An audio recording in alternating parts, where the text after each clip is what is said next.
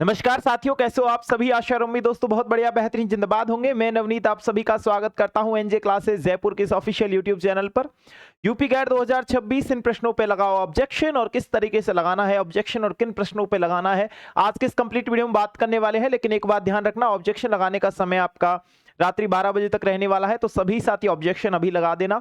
बाकी आप लोग को चीजें अगर याद है तो मैं आप सभी को यहां पर बिल्कुल फ्री दिलाने वाला हूं मेरे भाई, क्या 6 नंबर है ना, बिल्कुल फ्री दिलाने वाला हूं 6 नंबर यहां पर शानदार तरीके से। लेकिन आपको जितनी चीजें आप लोगों ने की है वो चीजें याद होनी चाहिए, तब जाके आप यहां पर 6 नंबर बिल्कुल फ्री ले सकते हो शानदार तरीके से। ठीक है मेरे दोस्त, अब आप लोग को चैनल को करना है सब्सक्राइब, सबसे पहला काम, वीडियो को करना है लाइक और अपने सभी दोस्तों के साथ इस वीडियो को शेयर करना, क्योंकि जितने ज्यादा ऑब्जेक्शन लगेंगे उतना ज्यादा गवर्नमेंट उन क्वेश्चनों पे कॉन्सेंट्रेट करेगी और शानदार तरीके से आपकी चीजें यहां पर होने वाली है।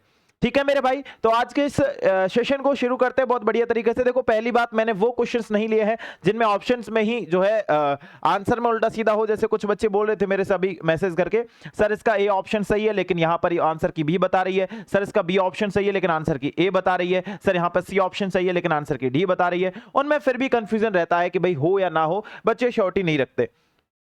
लेकिन मैंने मेरे हिसाब से चीजें रखी है और मैं आपको बताऊं एक हिसाब से प्यारे दोस्त कि यहां पर आप सभी के लिए मैंने वो चीजें रखी है। जितने भी बच्चे, पहले तो इस वीडियो को अंत तक देखना, अगर वीडियो समझ आती है तो आप लोगों को इस वीडियो को शेयर भी करना है। ठीक है, अब पहली बात बताऊं, कुछ क्वेश्चन यानी कि 4 से 5 क्वेश्चन ऐसे हैं जिनमें आपको ऑब्जेक्शन लगाना है, और वो आपके मेरे भाई कहां से लिए गए हैं, वो आपके यहां पर लिए गए हैं मेरे दोस्त 11th क्लास से, है ना। और सारे के सारे प्रश्नों के बारे में बताने वाला हूं। चलिए शुरू करते हैं। सबसे पहला प्रश्न आप सभी के लिए है मेरे भाई, जो 11th क्लास से लिया गया है, वो ये है, HX में सबसे प्रबल अम्ल कौन सा है।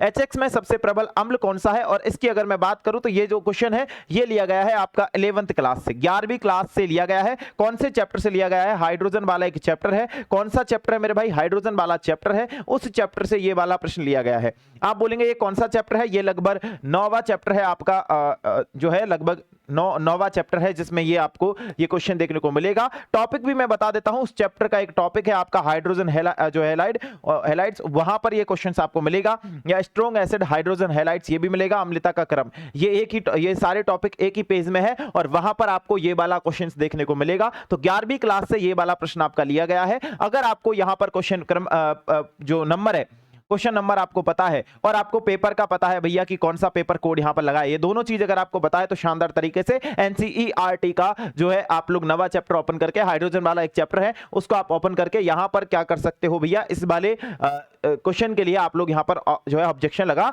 सकते हो। अगला प्रश्न है मेरे दोस्त आप सभी के लिए, अगला प्रश्न है जो है एसटीपी पर किसी भी आदर्श गैस का 1 मोल कितना आयतन होता है। सबसे पहले बात करूं केमिस्ट्री का 11th क्लास का क्वेश्चन है, चैप्टर नंबर 1 में से ही ये क्वेश्चन पूछा गया है। और अगर मैं बात बताऊं रसायन विज्ञान की कुछ मूल जो अवधारणाएं है ना, यानी कि मोल जो आपका कॉन्सेप्ट है, मूल अवधारणाएं है, ठीक है, मोलर वॉल्यूम ऑफ गैस है, ठीक है, एसटीपी यानी स्टैंडर्ड टेम्परेचर एंड प्रेशर, ये वाला जो टॉपिक है ये आपको मिल जाएगा फर्स्ट चैप्टर में केमिस्ट्री के में और 11th क्लास के में। ठीक है, वहां से उस चैप्टर का, उस टॉपिक का स्क्रीनशॉट लेकर के आप लोग इस वाले क्वेश्चन पे आपत्ति दर्ज कर सकते हो। ये वाला प्रश्न भी आपका 11th क्लास का रहने वाला है।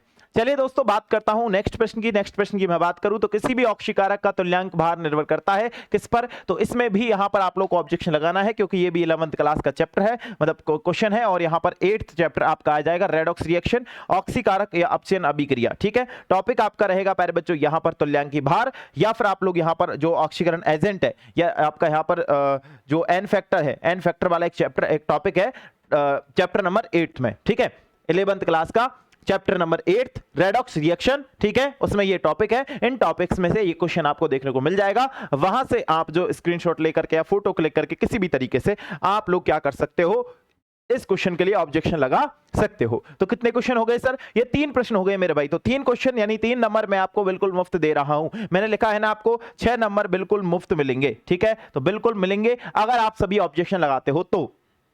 अब मेरे को ना मैंने पेपर दिया, आप लोगों ने पेपर दिया, आपको क्रम पता है किस क्वेश्चन पे, किस क्रम पे ये क्वेश्चन था, तो आप वहां से ऑब्जेक्शन लगा सकते हो। क्वेश्चन का जो पेपर कोड लगा करके, प्लस में मेरे भाई बताऊंगा ऑब्जेक्शन कैसे लगाना है, वहां पर आप लोग लगा करके प्रूफ दे देना, एनसीईआरटी का फोटो क्लिक करके, पूरी की पूरी चीजें मैं एनसीईआरटी को फॉलो करके आपकी बता रहा हूं, वहां से आप लोग लगा सकते हो।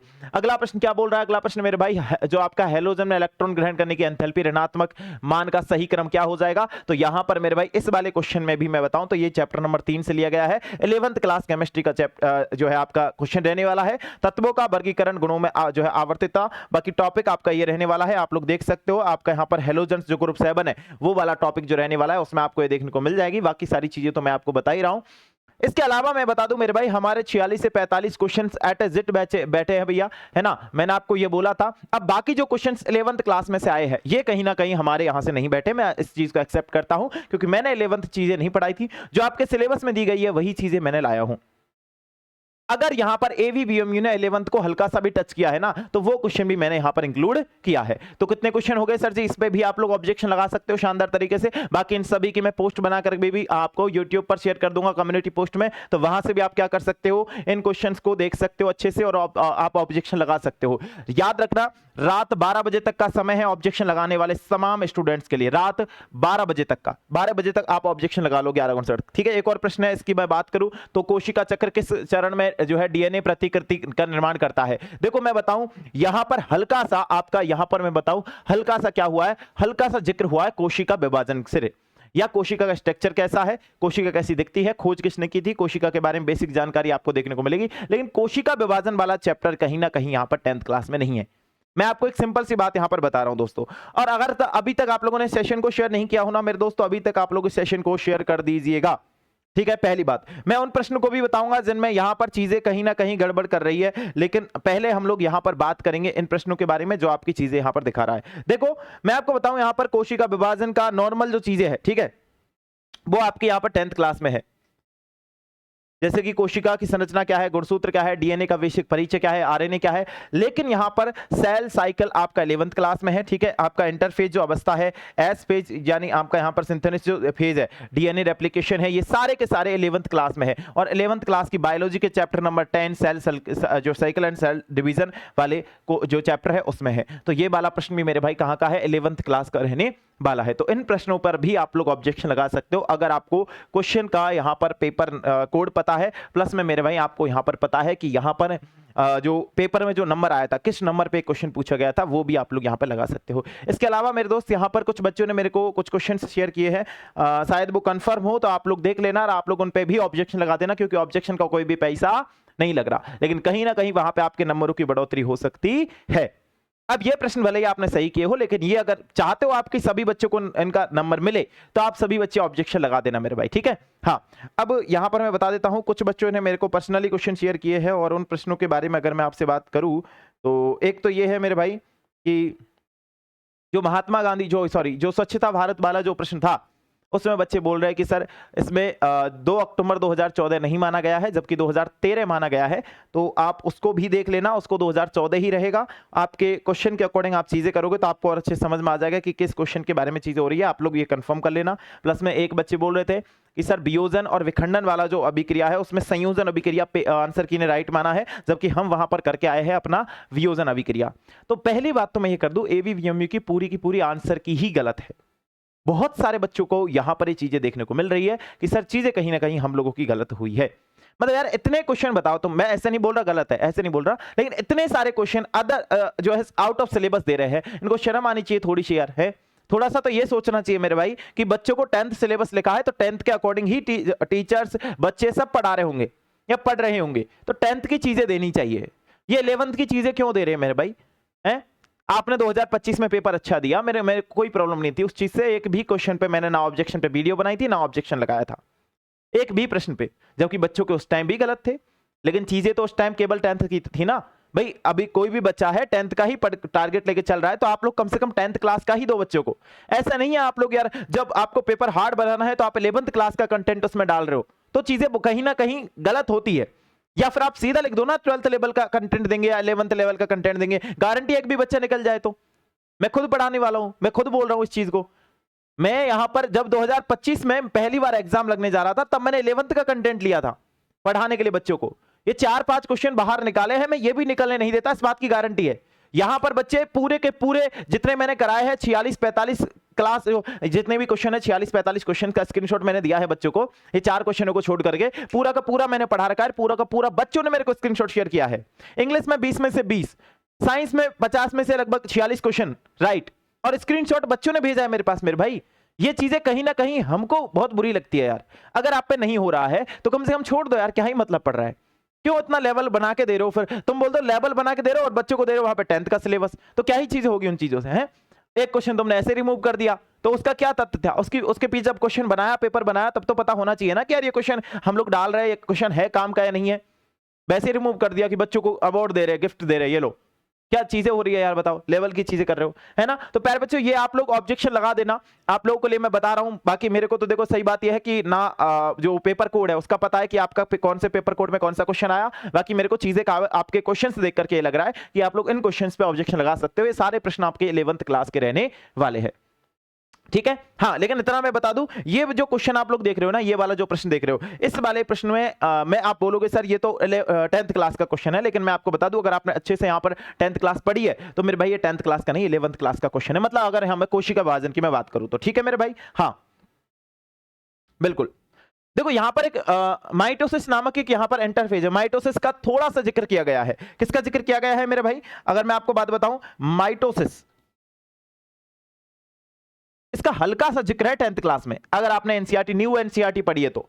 और ये सारी की सारी चीज मैं बता रहा हूं आपकी, मैं ऐसे ही नहीं लेके आया भैया, पूरे तथ्य लेकर के आया हूं। ये देखिए आप इस वाली एक 11th क्लास की बुक है, एनसीईआरटी है 11th क्लास की, ये वाली बुक भी है मेरे भाई, है ना? ये सारी बुक्स से ये कंटेंट उठा करके मैं लाया हूं यहां पर, तो आप इन बुक्स से फोटो लेकर के भी आप लोग ये ऑब्जेक्शन लगा सकते हो। मैंने बोला एनसीईआरटी को फॉलो करके चीजें करनी है, तो एनसीईआरटी में ये सारी चीजें हैं, आप लोग एनसीईआरटी का फोटो लेकर के ये ऑब्जेक्शन लगा सकते हो, है ना? अब जितने मेरे प्यारे बच्चा है जिनको यह है कि भैया हमारा स्कोर कम रह गया है, हमको वापस से तैयारी करनी है ना? हमारा स्कोर कम रहेगा, हमको वापस से तैयारी करनी है, तो आप सभी के लिए मैं बता दूं हमारा एक बैच है जिसका नाम है शक्ति बैच, जो यूपी गैट की प्रिपरेशन के लिए रहने वाला है। और इस बैच पर आज रात 12 बजे तक, रात्रि 12 बजे तक ऑफर है मेरे भाई, रात 12 बजे तक, है ना?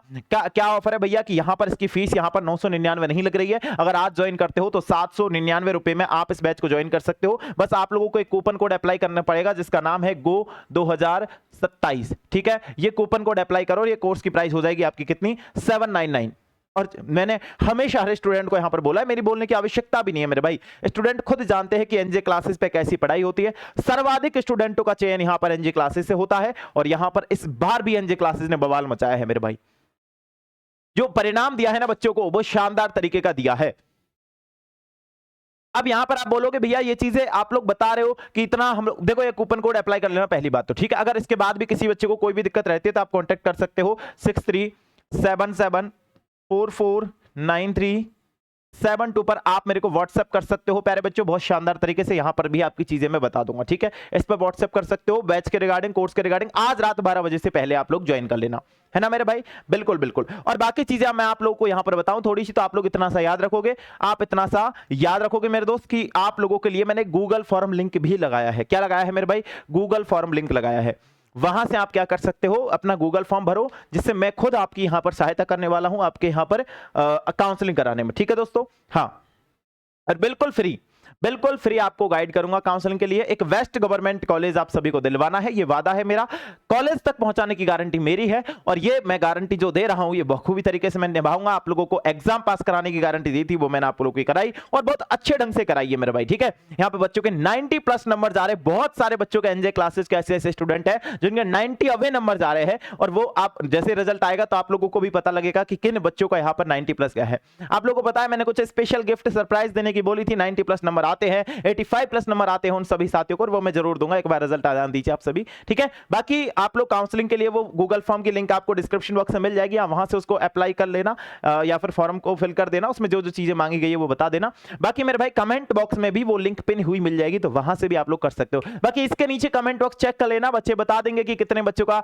क्या सिलेक्शन हुआ है और कैसा उनको पढ़ाया गया था, चीजें कैसी की है, मेहनत आप सभी के साथ जैसा किया वैसा आप लोग को बताइए। बाकी चीजें तो आप सभी को मैं समय समय पर अपडेट देता रहूंगा। आप इन क्वेश्चंस पे एक बार लगा देना जो भी है भैया, आप क्या कर सकते हैं भाई, है ना? एवीबीएमयू के आगे किसी की नहीं चलती, और पेपर और नहीं देती है ना, ऐसे ऐसे यूनिवर्सिटी भाई साहब पेपर और नहीं देती है, बताओ है कि कहीं बच्चे गलती से ऑब्जेक्शन ना लगा दे, यूनिवर्सिटी पे ना सवाल खड़े कर दे हैं। भाई साहब आप पेपर बनाने से पहले सोच तो लिया करो, हार्ड बनाना है तो थोड़ा 11th का दे दो, कोई दिक्कत नहीं है, सिलेबस में लिख दो 11th है, और अगर 10th का ही देना है तो 10th लिखो, तो 10th का ही दो, जो लिखा है वही दो यार, ऐसे क्यों कर रहे हो, है ना? चलो तो आप लोग इन पे ऑब्जेक्शन लगा देना, बाकी चीजें मैं आपको बताता रहूंगा समय समय पर। आप सभी का जुड़ने के लिए बहुत बहुत धन्यवाद, thank you so much my dear student, thank you so much, जय हिंद, जय भारत।